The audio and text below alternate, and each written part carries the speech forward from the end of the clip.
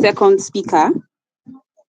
We're moving to the second speaker, person of Dr. Abdulatif Adam Mumaino Mujahada. So sorry if I did not pronounce that right. I'm so sorry. She is a distinguished medical professional and a microbiologist who works it at the in, at the in, sorry, who works it at the intersection of science, research, and innovative healthcare delivery with a strong academic and professional foundation. She has consistently demonstrated excellence in both Western medical education and Arabic scholarship. She holds a bachelor degree in microbiology, first class honor, from the University of Ilorin, and further advanced her medical education from the University of Ilorin, solidifying clinical expertise. In recognition of outstanding academic accomplishments, she is a recipient of the Quara Class of Honor Award, which was presented by Dr. Bukola Saraki.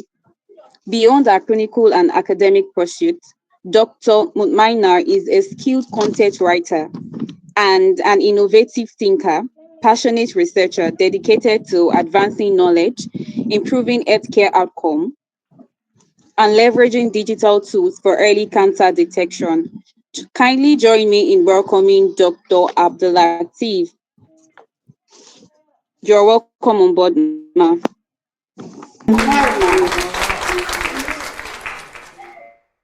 Hello, good She's not evening. here.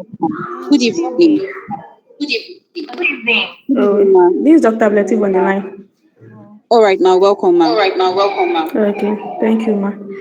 Please, can I share my screen? Yes, ma'am, you can. Yes, ma, you can.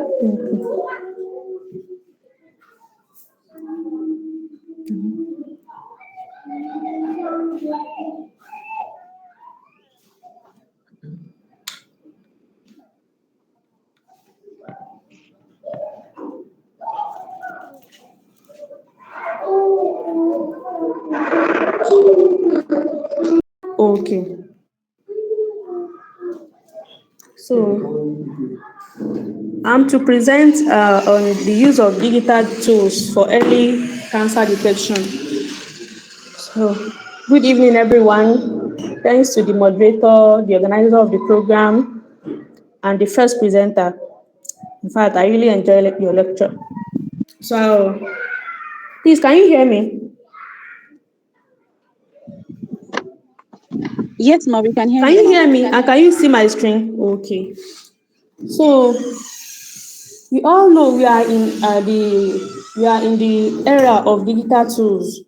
So, digital tools are software application or platform and even online resources that facilitates individual businesses or tasks. So they hasten the tasks and they assist us with our day-to-day activities.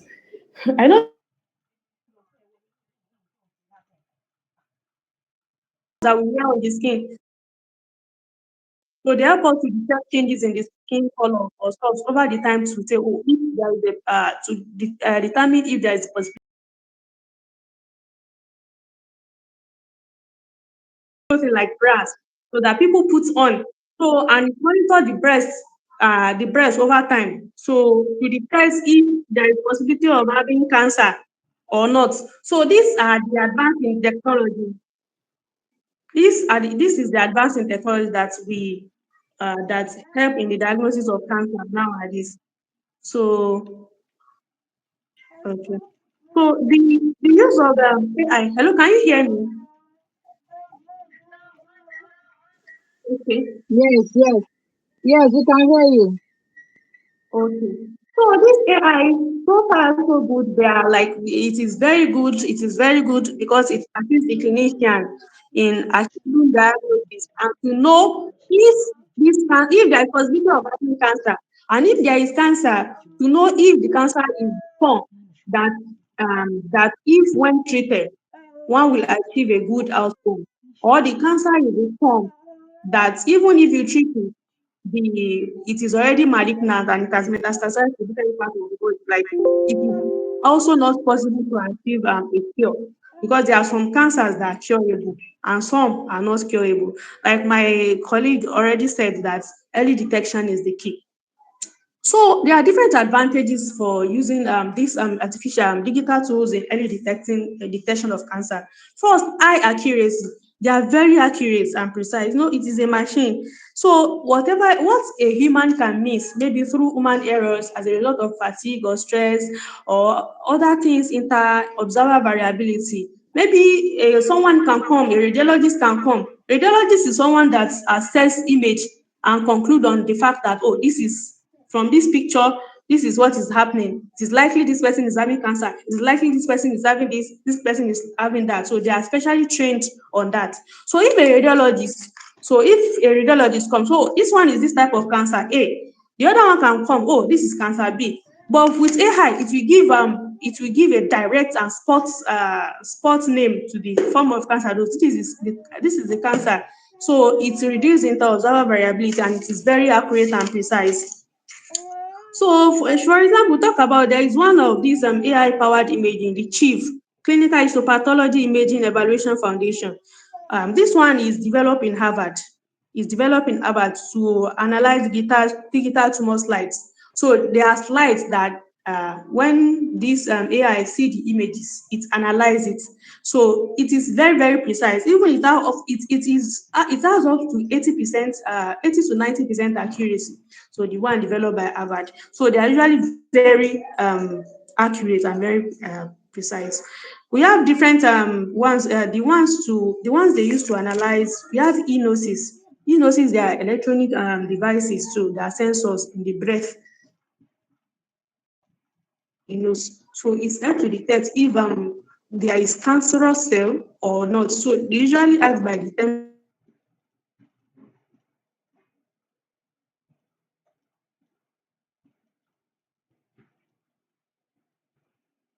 and pressure cells. So there are e-nosis too. They are also very precise and accurate. So, and we now talk about the fact that it detects cancer early. So very, very small cancer can be detected early. So, and it helps in saving life within minutes. So that means it's actually improves survival rates.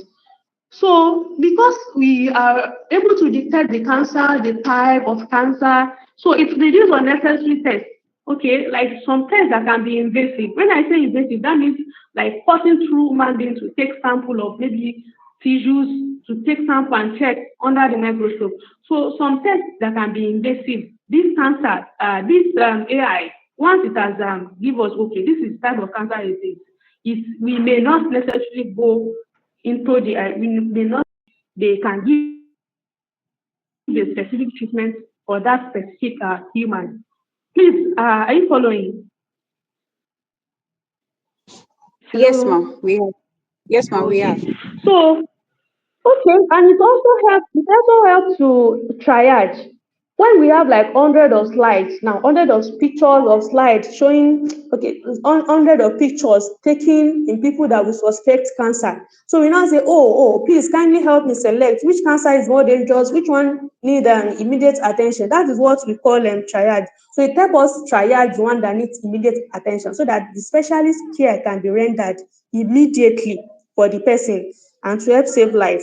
And it's also used in monitoring. Some people incorporate the AI devices into their bra, so and they go along with their day-to-day lives. So it monitors the breast and the tissue and assess the density. It assess if there is any problem and give signal to say, oh, this go and seek medical attention. This is likely happening. This is likely happening.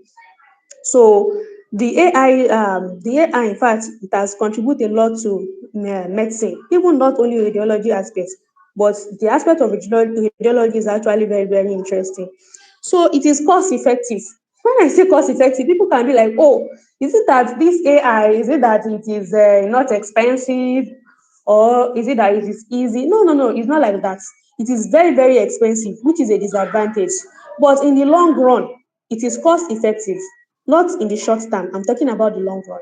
Because once you have it now, you can use it for years. So it saves the cost of doing different tests. The cost that one will have done, okay, let's cut this tissue, let's do this, let's do that, let's do CT scan, let's do MRI. So it saves cost in the long run. I'm not talking about the short term. So it is actually very, very cost effective. So now to the disadvantages of AI. So as sweet as the advantage is, we may think, AI is everything about medicine. In fact, we don't need a radiologist. In fact, we can achieve anything we want to diagnose a patient just with AI. So it is not like that because it is still a machine. It is still using artificial intelligence. It is not like human. Human brain is the most complex ever, and it is also human that developed this AI. So that shows the superiority of human over artificial intelligence. So the disadvantage is that there can be high false positive. What I mean by false positive means that, okay, you say, oh, this is cancer, this is cancer. The AI will say, oh, I've seen this is cancer. Meanwhile, in the true sense, in the actual sense, it is not cancer. It is not cancer. So it is not cancer. That means it is giving a false impression of what it is not there. Or it can overdiagnose a situation. Seeing a very, very small a very, very small cell, as my colleague already said, that cancer is when a cell multiplies rapidly. So when it just sees something multiplying at a very slow rate, that the stuff cannot even cause harm to human. It can say, oh, this is a problem. This is a problem. This is cancer. You have to take care of this. You have to act fast. You have to things like that. So it can tend to overdiagnose, it overreact to give impression of what is not there as a result of its accuracy and precision. So it can give impression of, oh, this is not there. So let's act faster. Let's do this. Let's do that. And the real sense is not that. So it takes human brain. It takes the brain of human to assess and, okay, give the actual what is actually happening, and to say, oh, this is benign, this is not malignant, this is just mild, this is not something that will run helter skelter for. So another thing is a black box. What I mean by black box is, you say this is what is happening. AI will say this is what is happening, but explain the reason, explain how it happened. It won't give explanation. So that is why most clinicians are just like, they are skeptical about accepting it. Oh, why will I take this your diagnosis? Why you are not giving me clinical evidence? You can't give clinical evidence to support it, that, oh, this is but I don't know if I'm using medical terms too much, but I'm trying as much as possible to explain in a layman term. So what I mean by diagnosis is that, okay, this is your illness, this is the nature of your illness. So the clinician can be skeptical about accepting. So why will you tell me this is the nature of my illness without explaining the scientific concept, without explaining how you come about it? I don't know if it may not be harmful. It will just, okay, nothing. So, and it will now lead to false negative impression. So the false negativity is that it will say it is negative.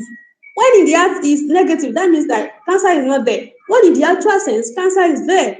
So it will delay care for the patient and will cause unnecessary harm to the patient.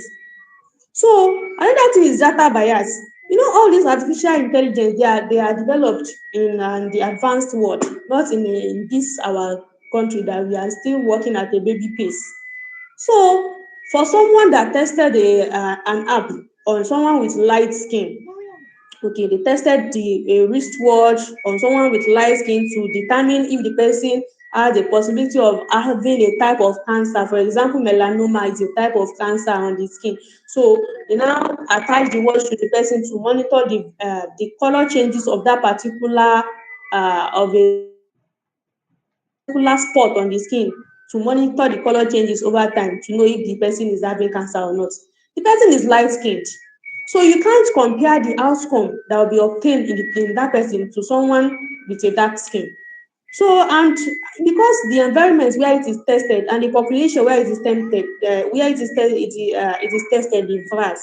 So there can actually be bias in the data that will be generated. So it could quickly detect melanoma for a black person, because a black person is dark skinned, So melanoma is a cancer that tends towards the darker side. So it would quickly give impression of, oh, this person is having melanoma compared to a light person. I don't know if I'm communicating. Please, are you with me? So another thing is the eye cost. Hello. We are with you. We are with you. Okay. So another thing is the eye cost. Okay, okay, no problem. Thank you. So another thing is high cost. Imagine in Africa that we cannot even obtain antivenom because of the cost of serving antivenom, the cost of maintaining and all that. So is it now I can't say in the whole of Africa, let me say Nigeria specifically because there are some certain part of Africa that are developed. So is it now there that we now say, oh, is AI powered stuff that I want to be using to develop cancer? It will be as if they are misplacing priority. So the high cost for Nigeria will also is the fact that even have high cost, that the cost is very expensive, will also limit the use in this our country and the accessibility issues. How many people do we know how to use this AI? So how accessible is it if this machine run fault? So another thing is if this machine is faulty, how accessible is the repair? So that's a problem. That's the limiting factor to use AI, especially in this part of the country. So another thing is the erosion of human bias. For example, normally human being want to think, oh, let me think, is it this, is it that? But once you see a machine doing everything, one will just be dormant and human might just feel like relaxing and not allowing the brain to do the work it's supposed to do. So it just erode human intelligence little by little without knowing, except if one is proactive about combining one's intelligence with what the AI gives as diagnosis. So though despite the fact that the advantage is that it helps us to reduce the workload because the workload is much in clinical practice. So majority of people in clinical practice can attest to it. So it reduces the workload because it just tells the nature of people's illness within minutes. Unlike when it can even take days or even weeks for humans to carry out tests on series of samples taken from the body to know if it has cancer or not. So because of this and because it has taken over the work from human and it is faster and it's accurate, so human may tend to just be redundant and not do what is needful, which is a disadvantage of AI. Another thing is data security and cyber attack. When someone attack it now, he will just be malfunctioning. It can call a spade human being. Go say, oh, it won't call a spade. If you say this spade is human being, this human is a spade, it will malfunctioning and it will now lead to misdiagnosis. Misdiagnosis, that means giving inappropriate diagnosis, inappropriate name. Platform is good for human because it assists in day-to-day activities and reduce unnecessary work pressure, unnecessary investigation, and in the long run it is cost effective. So I recommend the need to harmonize the human intelligence together with artificial intelligence to achieve a successful outcome in detecting cancer early and for the betterment of human health and for a better prognostic outcome. Thank you all for listening.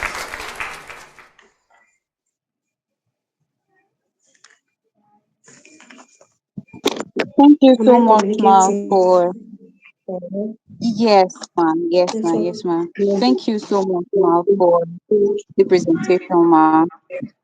Now we'll be moving on to the question and answer section. Please, if you have any question, kindly indicate or drop it in the chat box. So I have a question. Ma, you're still sharing your screen. Oh, all right. Thank you, ma. So I have a question. Okay. And my question is No, I'm done. while the first speaker was presenting, can we all hear me?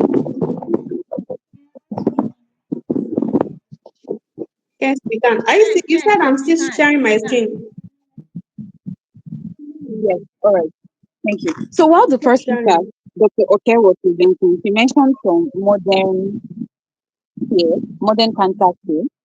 So my question now is which of these care is like most effective and easily accessible to community with low resources?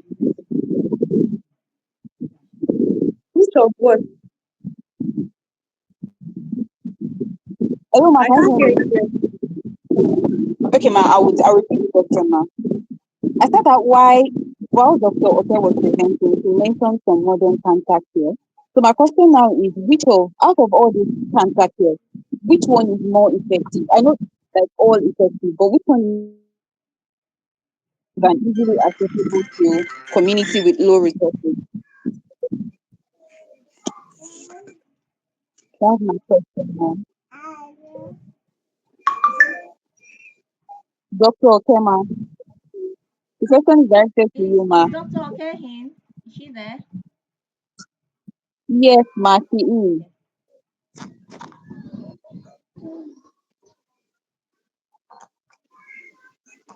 I hope she's not muted. Maybe she can't hear you. Please, let's. I don't think she can hear you. Sorry, I'm here. I'm Okay, trying to okay. unmute my mic. So my Oh, phone is okay. angry.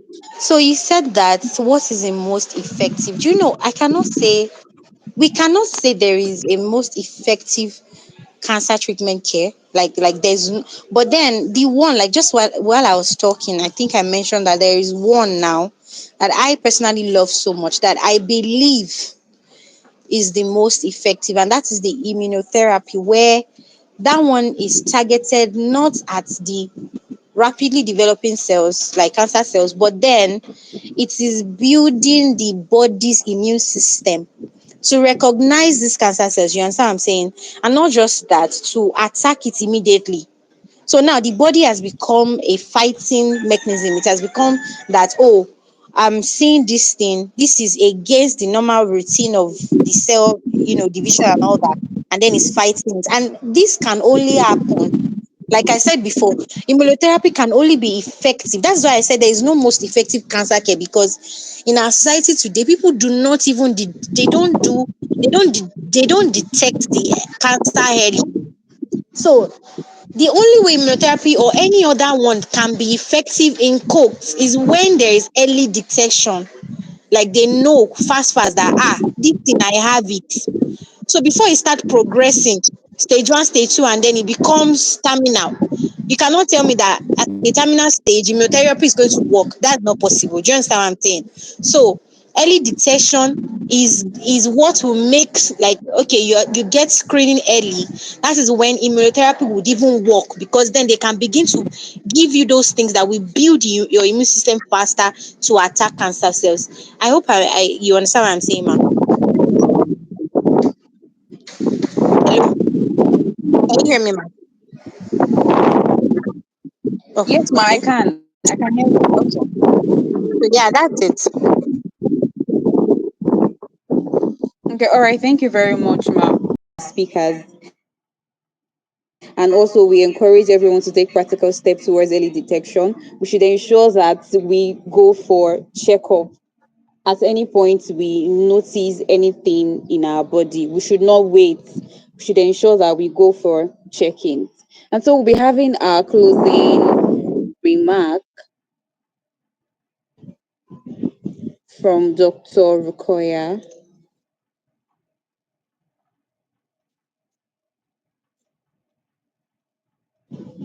Um, Dr. Rukoya, Hello everyone. now. Good evening. It's a pleasure having you all here, and we appreciate you for attending our global webinar.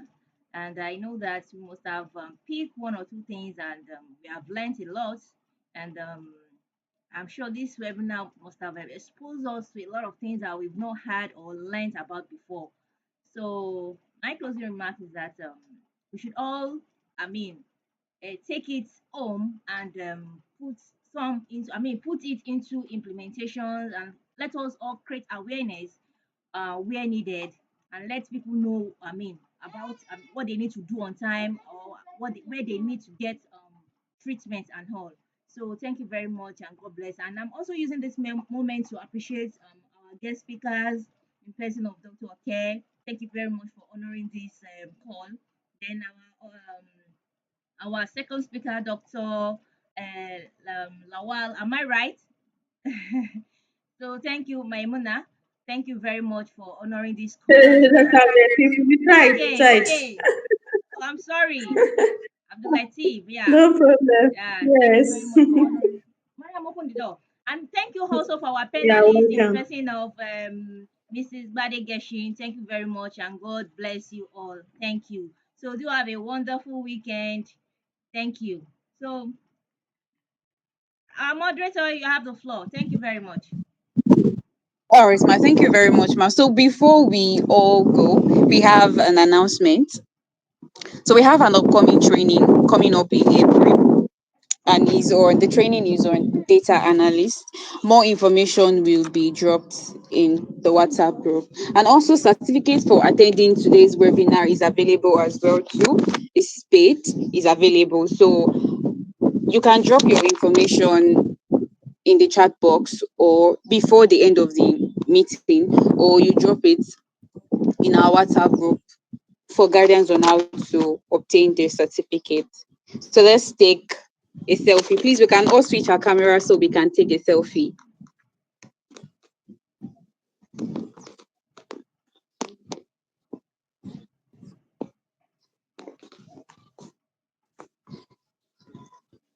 Please, let's take a selfie. Let's switch our cameras.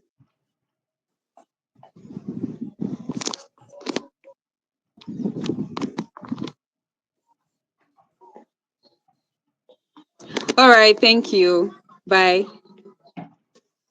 So So thank you thank everyone. you You can everyone. leave the call. Thank you.